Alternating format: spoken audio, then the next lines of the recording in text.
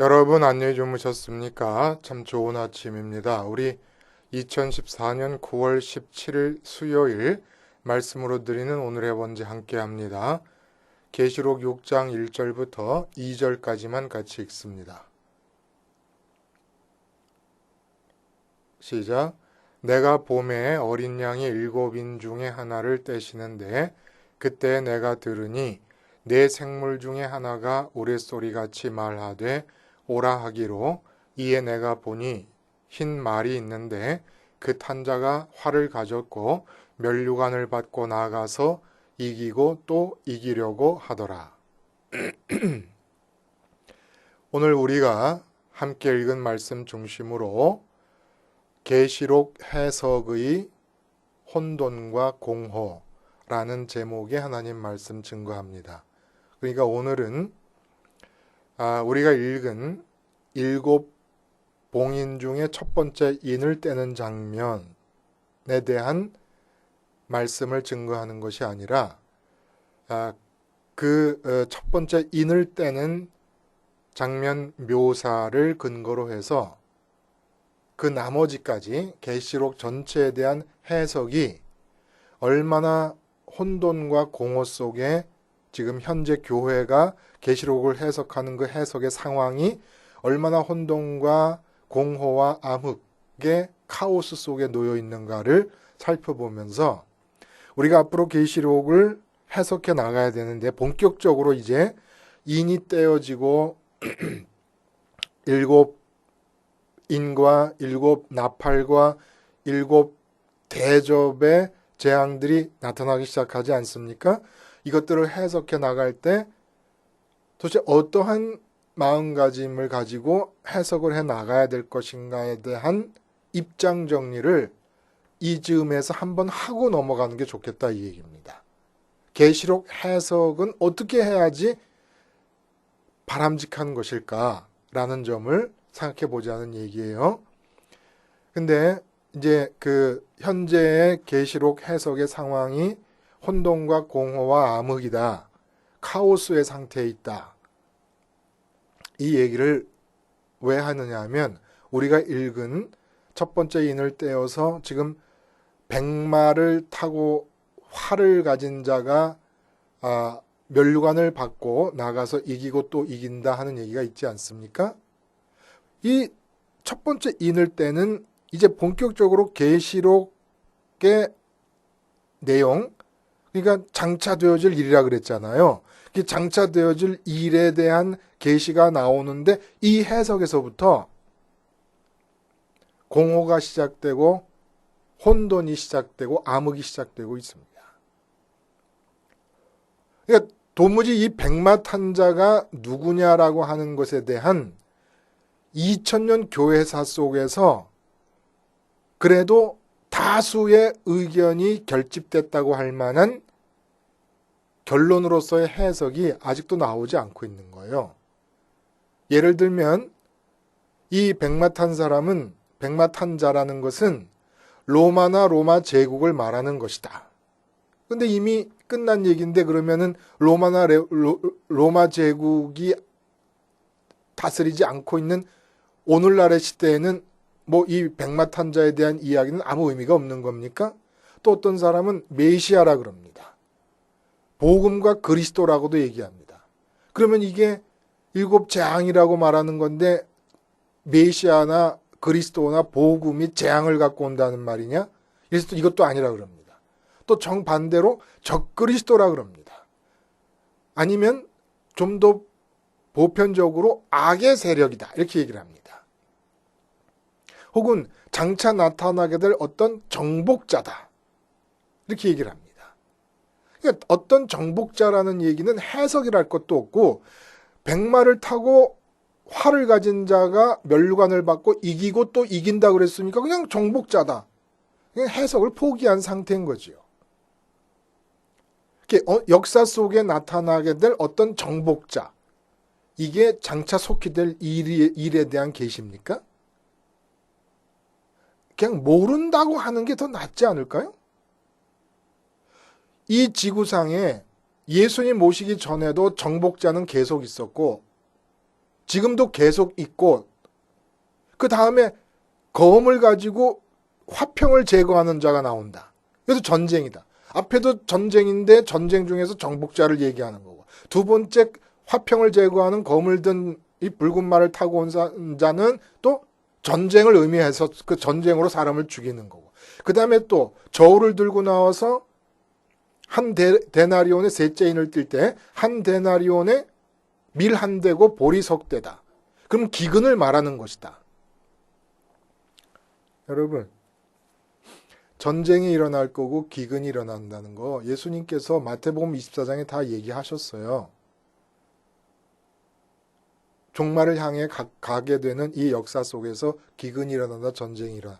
그러니까 예수님 재림을 중심으로 해서 그 직전에 일어날 역사적인 사건들, 이 역사의 지평에서 일어날 일들에 대해서 예수님께서 말씀하신 것 이외의 것을 우리가 특별히 알아야 될 특별한 까닭이 있을까요? 그리고 이 지구상에 정복자가 있다든지 기근이 있을 거라든지 하는 것에 대해서 이 계시록과 같은 전무후무한 계시 사건을 통해서 그것을 알려줘야 될 필요가 있습니까? 우리나라도 보릿고개를 지났잖아요. 얼마 전까지. 지금도 아프리카에 기근이 있고 그리고 유럽과 아시아 지금 잘 살고 있는 모든 나라 속에서도 역사 속에서 기근이 없었던 때가 없습니다. 항상 잘 살기만 한 게 아니에요. 이 무슨 의미가 있는 것일까요? 그 백마탄자 한 사람을 2000년 교회사 속에서 어떤 공감을 이룰 만한 대다수의 신앙인이 공감을 이룰 수 있을 만한 결집된 결론이 아직 없는 거예요. 흰말 탄자가 무엇을 상징하는 것이냐. 이게 아직 없는 거예요. 그렇다 그러면 사도 요한이 말씀하신 바 이 계시, 이 예언의 말씀을 읽는 자와 듣는 자와 지키는 자가 복이 있다 그러셨는데 읽는 자는 어떻게 읽습니까? 뜻도 의미도 모르고 읽기만 하면 됩니까? 듣는 자는 이해할 수도 없는 말을 들으면서 외계어 같은 말씀을 들으면서 무슨 복을 받겠습니까? 지키기는 뭘 어떻게 지킨다는 거예요? 의미를 모르는데. 그러니까 이 해석 상황을 보면은 분명히 사도 요한이 읽는 자와 듣는 자와 지키는 자가 복이 있을 거라고 말을 했지만은 흰말 탄자가 적그리스도라기도 하고 그리스도라고도 하기도 하고 로마나 로마 제국이라고 하기도 하고 역사 속에 나타날 정복자라기도 하고 악의 세력이라고도 얘기도 하고 그러니까 뭘 어떻게 지키고 어떻게 이해합니까? 그러니까 요한계시록 통해서 복을 받을 거라 그랬지만은 복받기는 틀렸지요. 복받기는 틀렸습니다. 이 일이 지금 흰말 탄자, 첫 번째 인을 뗐을 때 나타나는 흰말 탄자에 대해서만 이런 일이 일어나는 게 아니에요. 계시록 끝까지 계속되고 있습니다. 특별히 18장까지. 19장에 예수님의 재림이 본격적으로 시작되고 보좌에 앉으셔서 심판하시는 그 사건이 일어날 때는 이렇게까지 혼돈스러울 필요는 없지요. 근데 18장까지 장차 일어날 일에 대해서 해석이 이렇게 분분하니까 계시록의 존재 자체가 의미가 없어요. 존재 의미가 있습니까? 내가 확신 있게 받아들일 수 있는 그런 이해가 불가능한데. 자, 그러면 이렇게 계시록의 이해가 혼돈 상황, 카오스 상황으로 빠져들어가게 된 이유가 도대체 뭐가 있을까요? 그래서 계시록을 해석해 들어가는 데 있어서 우리가 생각할 것은 신앙의 공리를 생각해 봅니다. 신앙적 공리. 공리가 뭐죠? 악시옴이라는 건데 이 수학의 공리, 수학의 악시옴이라 그러면 예를 들면 삼각형의 내각의 합은 180도다. 이건 증명이 필요 없는 겁니다. 증명이 필요 없는 이 명제를 악시옴이라 그래요. 증명이 필요 없는 이 명제를 근거로 해서 다음의 이론들이 이제 체계적으로 세워져 나가는 거 아닙니까? 스스로 자명한 명제. 이런 명제가 신앙에도 있다는 거예요. 그러니까 이 첫 번째 우리가 계시록을 접할 때 생각해야 될 첫 번째 공리는 모든 성경의 해석은 해당되는 성경 구절에서 십자가에 달리신 예수 그리스도를 찾아내야 한다라고 하는 공리입니다. 이거를 반박하려고 한다 그러면 그 사람은 기독교인이 아니에요. 왜냐하면 구약 성경 전체가 십자가에 달리실 예수 그리스도에 대한 예언입니다. 신약 성경 전체가 십자가에 달리셨던 예수 그리스도에 대한 예언, 회상입니다. 그러니까 성경 전체가 예수 그리스도를 얘기하고 있습니다. 그래서 사도 바울은 이러한 예수 그리스도 십자가 사건의 가치를 어떻게 표현합니까? 고린도전서 2장 같은 데서 뭐라고 얘기해요? 내가 너희 중에서 예수 그리스도와 그의 십자가에 못 박히는 것 외에는 아무것도 알지 아니기로 작정하였느니라. 또 빌립보서 3장에는 그러나 무엇이든지 내게 유익하던 것을 내가 그리스도를 위해 다 해로 여길 뿐더러 또한 모든 것을 해로 여기면 내 주 그리스도 예수를 아는 지식이 가장 고상함을 인함이라. 그러니까 성경을 통해서 뭔가를 알아야 되는데 거기서 지식을 얻어야 되는데 영감을 얻고 지식을 얻어야 되는데 가장 고상한 지식이 예수 그리스도라는 얘기입니다. 그러니까 사도 바울이 위대한 점이 뭡니까? 십자가 사건에서 구약을 발견하고 구약 속에서 십자가를 발견한 겁니다. 그래서 기독교가 성립할 수 있었던 거지요. 그렇게 보면은 우리가 앞에서 살펴봤던 잠깐 언급했던 계시록을 해석하는 방법이 4가지가 있다 그랬잖아요. 뭡니까? 뭐 역사적 해석 방법, 미래적 해석 방법, 뭐 과거적 해석 방법, 그리고 뭐 관념적 아니면 뭐 영적 해석 방법 이런 것들이 있다 그랬어요. 이런 방법이 나올 필요가 없다는 거예요. 계시록에서도 십자가 예수님을 발견해 내면 되는 겁니다. 귀절귀절, 문단문단에서. 그 얘기를 왜 하냐면 그게 왜 타당하냐면 이게 악시옴, 공리인데 이 공리가 왜 타당하게 요한계시록에 적용되냐면 5장에서 뭐라 그럽니까? 하나님 손에 들어있는 두루마리가 풀려야 되는 거예요. 두루마리가 풀려야 장차 일어날 일들이 나타나는 겁니다. 근데 그 장차 일어날 일들이 나타나기 위해서는 죽임을 당하신 어린 양만이 그 인을 뗄 수 있다 그랬어요. 그러니까 죽임을 당한 어린 양과 관계 속에서 인이 떼어지고 나팔이 부러지고 대접이 나타나는 겁니다. 그러니까 이게 맞는 거죠. 그러니까 무슨 과거적 해석이다, 무슨 미래적 해석이다 이런 방법론이 동원될 필요가 없는 거예요. 어떤 느낌을 받냐면은 7교회에 대해서 주님께서 책망을 하시지 않습니까? 5교회. 저는 그런 느낌을 받아요. 4가지 방법론을 다른 여타의 성경과는 다르게 계시록 해석의 4가지 방법론이 동원된 이유는 주님께서 책망하신 교회가 있지 않습니까? 그 책망받을 수 있는 영적 믿음의 상태에서 계시록을 보고 있으니까 4가지 해석 방법이라는 게 나오지 않았겠나 하는 생각을 한다는 겁니다. 두 번째 악시옴은 이 예수님을 찾아내야 한다는 첫 번째 공리와 무관한 게 아니고 그 의미가 이어져서 나타나는 두 번째 문제, 계시록 해석이 카오스로 빠져들게 된 두 번째 문제점은 뭐냐면 해석자의 마음의 처소의 문제라고 생각합니다. 해석이란 이해해야 할 글과 문장을 해석자의 마음의 처소, 즉 마음이 가장 중요하게 여기는 것과 연관하여 의미를 찾아내는 것입니다. 이게 바로 해석이에요. 쉽게 말해서 내 마음이 돈을 가장 중요하게 생각한다 그러면 어떤 글이나 문장을 봤을 때 그 글과 문장이 의미가 있으려고 그러면 의미를 찾아내는 게 해석인데 어떻게 의미를 찾아냅니까? 내가 가장 중요하게 생각하는 돈과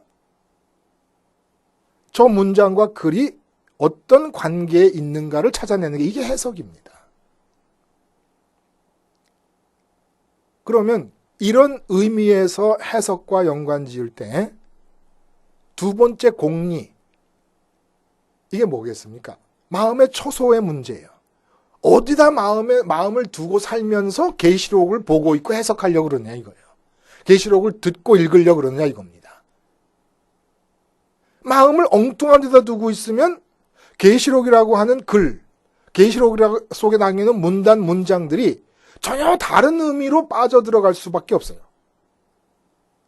마음의 처소가 문제라는 겁니다. 그 마음의 처소에 대해서 사도 바울이 뭐라고 얘기합니까? 주님께서도 말씀하셨어요. 재물 있는 곳에 마음이 있다. 그러므로 겸하여 섬기지 못한다. 하나님과 재물을. 그리고 사도 바울이 골로새서에 뭐라고 얘기합니까? 주님께서 재물을 하늘에 쌓아두라고 하신 말씀과 똑같은 의미로 골로새서에서 이렇게 얘기해요. 너희가 그리스도와 함께 다시 살리심을 받았으면 위의 것을 찾으라. 거기는 그리스도께서 하나님 우편에 앉아 계시느니라. 위의 것을 생각하고 땅의 것을 생각하지 말라. 이렇게 얘기합니다. 사실 신앙이 바르게 되어 있으면 여러분 마음을 하늘에다 두게 되는 겁니다. 그리고 마음을 하늘에다 두게 될 경우에는 이 지상에서 무슨 일이 일어나고 있느냐라는 것이 그렇게 큰 문제가 되는 게 아니에요. 예수님 보세요. 하늘에 계신 아버지께 마음을 두십니다. 근데 지금 예수님이 발을 딛고 사시는 이 지상에서는 민족과 당신의 나라가 로마의 식민지 하에 있다는 것과 민중들이 경제적인 압박 속에서 그리고 종교적인 어둠 속에서 헤매고 있다고 하는 이런 사실들이 다 드러나고 있던 그런 시대입니다. 그런데 주님께서 상관하시는 것은 마음을 하나님께 두면서 이 땅을 사실 때 하늘을 바라보시면서 하나님과 눈이 마주친 상태에서 하나님의 입을 보고 하나님의 입에서 나오는 말씀을 그대로 전한 것이지 이 역사 속에서 무슨 일이 일어나는가, 이 역사의 현재 상황이 어떤 상황인가에 관심을 갖고 그것에 맞추어서 당신이 판단하면서 행동하고 말씀하신 게 아니라는 거예요. 오직 마음은 어떻게 하나님의 마음에 들 수 있을까? 어떻게 하나님이 원하시는 뜻을 행할 수 있을까? 이것만 보고 하늘에만 관심을 뒀다는 거예요. 왜냐하면 이 땅의 상황은 하나님 아버지가 판단하고 계시고 하나님 아버지가 보고 계시고 하나님 아버지가 계획하고 계시니까 내가 이 땅을 볼 필요가 없고 나는 하늘에 마음을 둔 채로 하나님이 세상을 보고 계시는 판단과 계획을 따라서 하나님이 시키시는 일만 하면 되는 거였다는 얘기입니다. 그러니까 예수님 재림 직전에 엄격하게 말하면 7년 대환란이 일어나든 뭐 하든지 간에 환란이 일어나면 환란이 일어나는 대로 우리는 하늘을 바라보고 있으면서 하나님이 시키시는 일만 지금 내가 여기서 할 수 있는 말과 행동을 하면 되는 것이고 이 땅에서 무슨 기근이 일어나건 뭐 순교를 해야 될 상황이 되건 어떤 상황이 되든지 간에 하늘의 마음을 둔 자로서 땅에 발을 떼고 있는데 이 땅에서 무슨 일이 일어나는 게 무슨 중요한 일이겠습니까? 발을 떼고 우리는 손으로 이 세상을 사는 거예요. 하나님이 원하시는 것만 행하면 되는 겁니다. 현재 상황에서 무슨 일이 일어날 거를 생각할 필요가 없다는 거예요. 그래서 주님께서 뭐라고 하시냐면 마태복음 산상수훈에서 결론적으로 너희는 먼저 그의 나라와 의의를 구하라. 그리하면 모든 것을 너희에게 더하시리라 하신 다음에 그의 나라와 의의를 구하는 게 바로 하늘에 계신 아버지께 마음을 두는 얘기입니다. 그러면서 이 땅을 사는 거거든요. 땅을 포기하라는 얘기가 아니라 하늘의 마음을 둔 채로 땅을 살아가니까 그리고 뭐라 그러시냐? 내일 일을 위하여 염려하지 말라. 내일 일은 내일 염려할 것이 한날 괴로움은 그날의 족하니라. 이렇게 얘기하십니다. 근데 계시록 연구서들을 보면은 온통 내일 일을 염려하는 것에 몰두하라고 가르치는 것처럼 계시록을 만들어 버리고 맙니다. 내일 무슨 일이 일어날까? 장차 무슨 일이 일어날까? 이 역사 속에서 무슨 일이 일어날 것인가? 그게 아니라는 거예요. 그럼 왜 우리가 역사 속에서 무슨 일이 일어날까 이렇게 관심이 많습니까? 두 번째 악시옴이 지켜지지 않는 거예요. 두 번째 공리가 성립되지 않고 있기 때문에, 받아들이지 않고 있기 때문에, 마음을 하늘에 두지 않고 있기 때문입니다. 그러니까 이 땅에서 무슨 일이 일어날까? 적그리스도가 누구냐? 로마의 황제였다. 히틀러였다. 누구였다. 역사에서 일어난 사건에 그걸 깨워 맞추느라고 정신이 없는 거예요. 이게 잘못된 거라는 겁니다. 그리고 마지막에 이것과 또 연관지어서 나타나는 세 번째 공리에서의 문제가 있습니다. 그게 뭐냐면 계시록 관한 공리예요. 이거는 증명할 필요가 없는 공리. 그게 뭡니까? 첫 번째 계시록의 앞장에서 제일 앞에 하늘에 계신 승천에 계신 예수님의 모습이 나타나는데 교회 사이를 거니시는 분으로 나타나십니다. 교회의 주인으로 나타나세요. 그리고 2장부터 3장까지 이 땅에 있는 교회가 영적으로 보일 수 있는 긍정, 부정적 7가지 형태에 대해서 얘기를 하셨습니다. 그리고 하늘의 모습이 나타나면서 그 하늘이 뭡니까? 바로 교인이라고 하는 사람들, 교회의 일원인 교인인 사람들이 마음을 둬야 될 초소를 말하는 겁니다. 그리고 맨 마지막으로 가면 22장에 뭐라고 얘기하십니까? 아멘 주 예수여 오시옵소서 하고 끝이 납니다. 그러니까 공리로서 증명할 필요가 없이 자명한 사실로서 요한계시록과 관계된 것으로서 우리가 주장할 수 있고 얘기할 수 있는 게 뭡니까? 요한계시록의 기록의 의도는 재림신앙을 살려내고 굳건하게 하자는데 의도가 있다는 이것은 반박의 여지가 없고 자명하다는 얘기입니다. 그래서 재림 때까지 일어날 그 사건들에 관한 얘기가 바로 장차 일어날 일로서 등장이 되는 거예요. 그러니까 재림이라는 시점까지 우리 마음이 재림에 도달할 수 있도록 징검다리를 놔주시는 거예요. 재림 때까지 이런 일들이 있을 거니까 너희 마음이 이런 일들이 있음을 기억하면서 재림을 언제나 지금의 마음에 두고 기억하면서 살아가라. 이 의도로 요한계시록을 기록한 겁니다. 장차 일어날 일은 재림 때까지의 우리 마음의 징검다리예요. 우리 마음이 재림에 가 있을 수 있도록 하는 징검다리입니다. 자, 근데 여기서 문제가 생기는 거예요. 이 악시옴에서 어떠한 문제가 파생하느냐 하면 재림을 바라보는 방향입니다. 요한계시록이 우리로 하여금 재림을 바라보게 하고 재림을 기대하게 하는 그 신앙 안에서 살도록 하는 거예요. 이 땅에서. 그러니까 마음을 하늘에 둘 수밖에 없게 만드는 건데, 자, 여기서 문제가 어떻게 발생하냐면 재림을 바라보는 방향이 과거, 현재, 미래라고 하는 이 지상의 수평선상에서의 시간의 흐름이 있지 않습니까? 시간의 흐름이 수평적으로 이루어져 가고 있어요. 그래서 이 수평선상에서 수평적 차원에서 앞을 보면서 재림을 우리는 생각합니다. 이게 넌센스라는 거예요. 이게. 보세요. 두 번째 우리가 얘기했던 공리가 뭐지요?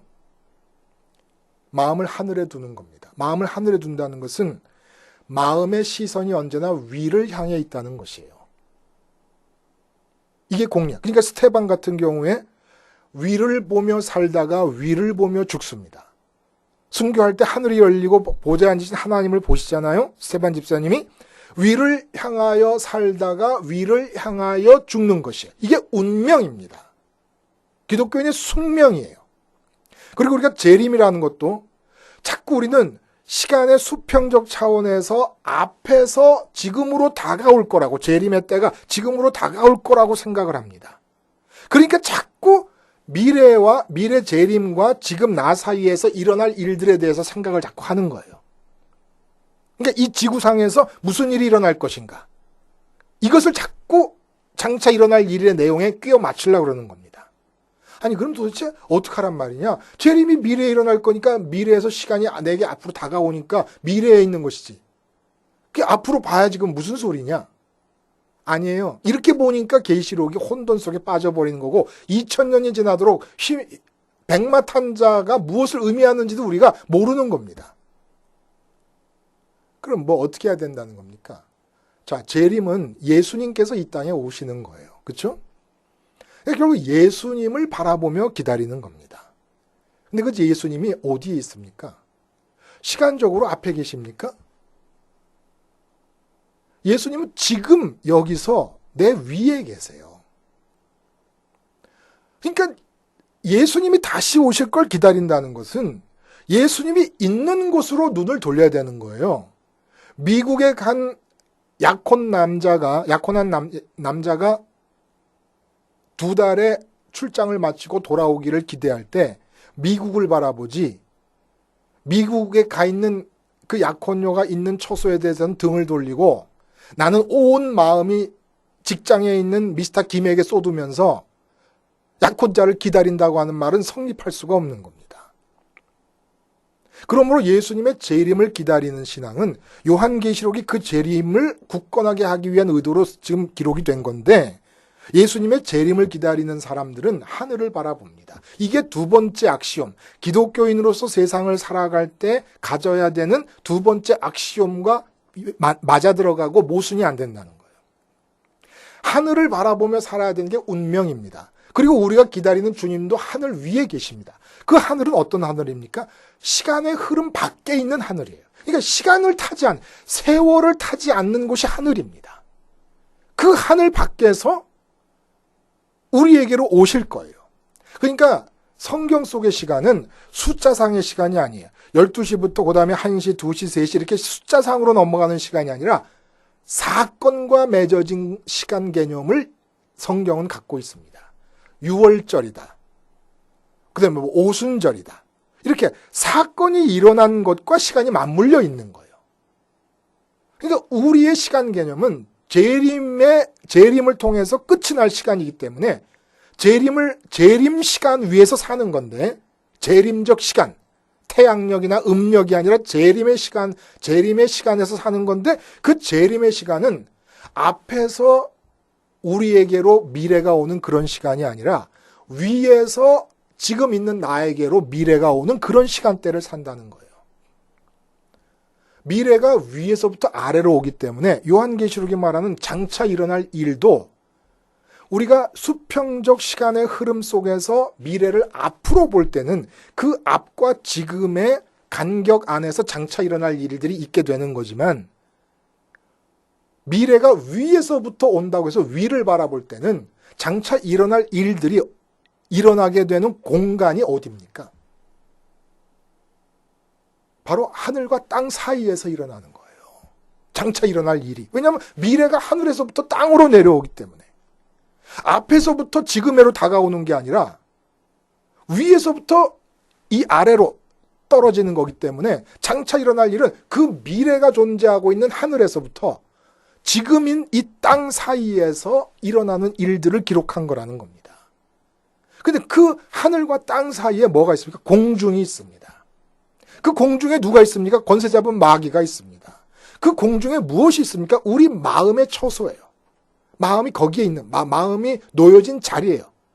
아까 말한 처소와는 다르죠. 마음이 놓여진 자리고, 이 마음이 공중에 있으면서 마음의 시선을 땅에다 두느냐 하늘에다 두느냐로 결정된다 이거예요. 신앙인이냐 신앙인이 아니냐 하는 것이. 하늘에다 두게 하시기 위해서 주님께서 땅에 내려오셨다가, 왜냐하면 우리가 마음을 땅에 두고 있었으니까, 땅에 둔 마음을 십자가에서 끌어모으셔가지고 승천하시면서, 부활 승천하시면서 우리 마음의 시선을, 공중에 있는 마음의 시선을 하나님께로 가게 하게 하시기 위해서 십자가 사건이 일어난 겁니다. 그래서 이 십자가 사건과 연관되어서 하늘과 땅, 공중, 이 세 개의 차원이 겹쳐져 있는 이 사이에서 장차 일어날 일들이 일어나게 되는 것입니다. 그래서 주님, 죽임당하신 어린 양이 인을 떼고 있잖아요.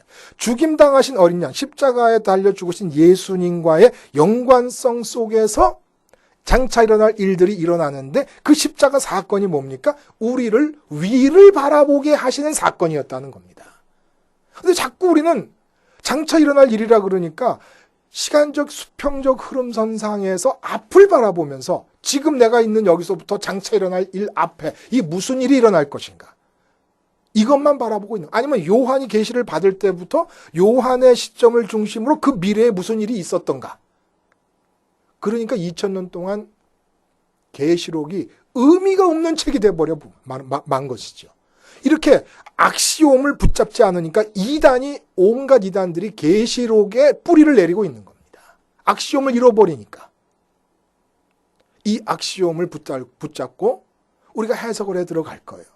그럴 때 우리의 해석적 자질이 워낙 정말 미천해서 해석이 안 되는 부분이 있을지도 몰라요. 그러나 이 악시옴이라는 거는, 이 악시옴을 놔버리면 신앙인 됨을 놔버리는 건데, 신앙인 됨을 놔버리면서 해석을 할 수는 없는 거 아닙니까?